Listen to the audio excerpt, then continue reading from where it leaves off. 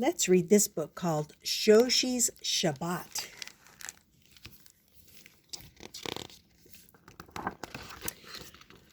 Shoshi's Shabbat. Long ago, on a farm near Jerusalem, there lived a beautiful young ox named Shoshi. For 6 days each week, Shoshi pulled the heavy plow through Farmer Simon's fields, cutting deep furrows in the rocky soil.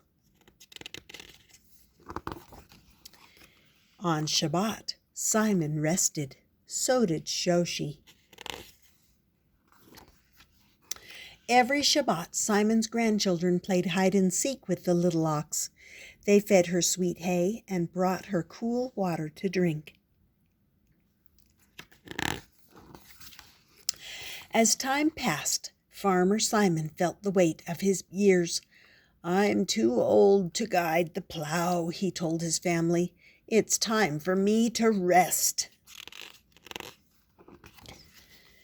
Simon sold Shoshi to his neighbor, Yohanan, who had recently come to the hills near Jerusalem. Yohanan did not always understand the ways of his Jewish neighbors. "Shoshi will help you plow and plant your fields before the winter rains arrive," explained Simon. Simon's grandchildren hugged Shoshi. "We will miss you," they whispered. The next morning, Yohanan's children gathered around Shoshi. "Can we play with the little ox?" they begged. "No, I have work to do," replied Yohanan, as he yoked her to the plow. Together they tilled his fields. Shoshi plowed for 6 days. Yohanan was pleased. 1, 2, 3, 4, 5, 6 days.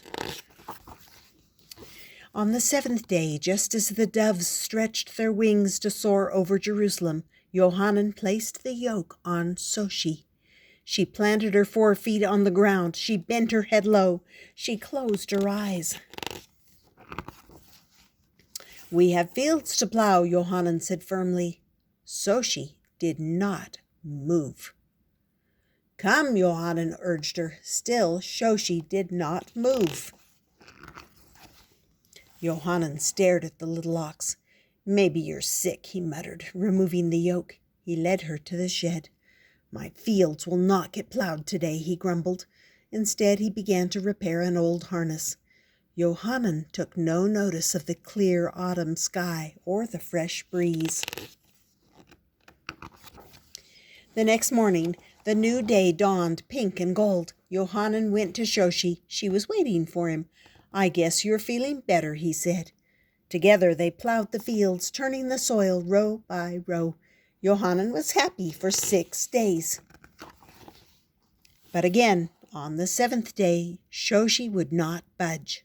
"This will not do," cried Yohanan, pulling her from the shed. He tried to place the yoke upon her, but Shoshi tossed her head to the right. She tossed her head to the left. She stamped her feet. "You are lazy, Shoshi," Yohanan declared, throwing the yoke to the ground. Soon he felt a gentle breeze on his face. He heard the distant hum of bees among the grapevines and the sweet voices of his children singing silly songs to the little ox. Early the following morning, when dark and dawn are blended so perfectly that the hour has no name, Yohanan awoke and went to Shoshi. There she stood, her ears up and her head stretched eagerly over the shed door. Yohanan scratched his head. "I don't understand what's going on, Shoshi, but I'm glad you will plow today." They tilled his fields for 6 days. The earth was almost ready for planting. Soon Yohanan would sow barley and winter wheat, but on the 7th day, again, Shoshi would not budge. "You are stubborn, Shoshi," Yohanan cried, "stubborn as an ox." Later that day, Yohanan was walking alone when he noticed a familiar figure in the distance. It was Simon. Yohanan waved to Simon. Simon's prayer shawl billowed in the wind as he sailed after his prancing grandchildren. The prayer shawl seemed to lift Simon up over the hills. Shabbat, Yohanan thought. Today must be Shabbat, the day when Simon and the other Jewish farmers do not work. Today is also the day when Shoshi will not work, Yohanan realized. She works for 6 days, and then she refuses to budge. He shook his head. Could it be? She's only an ignorant beast. And yet... Yohanan ran to Shoshi. He stared at the little ox as she napped in the straw.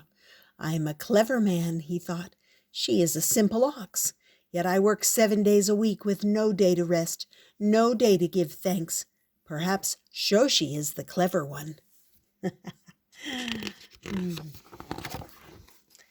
That afternoon, Yohanan's children gave Shoshi sweet hay to eat and cool water to drink. They played hide and seek with her among the fig trees. Never again did Yohanan work on Shabbat, nor did Shoshi nor any of Yohanan's other animals. Instead, every Shabbat, Yohanan strolled with his family in the olive grove. He breathed the sweet air and listened to the chattering of birds and the humming of bees. He smiled at his children's silly songs. Yohanan rested. He gave thanks. So did Shoshi.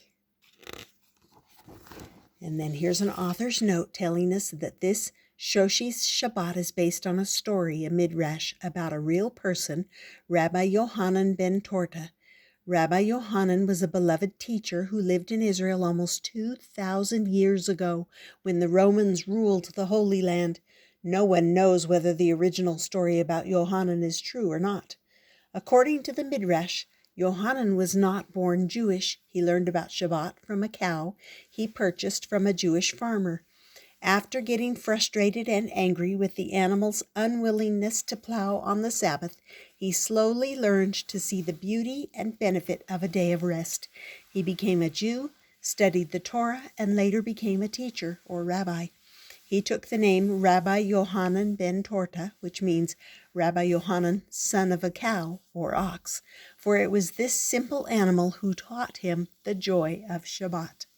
The Hebrew Bible teaches that animals as well as people should have a day of rest. I was drawn to this ancient tale for 2 reasons: my love and respect for animals and my love of Shabbat. In the midrash, the plowing heifer has no name. The name Shoshi came to me one Shabbat afternoon as I was watching bees buzzing around the lavender and roses in my garden.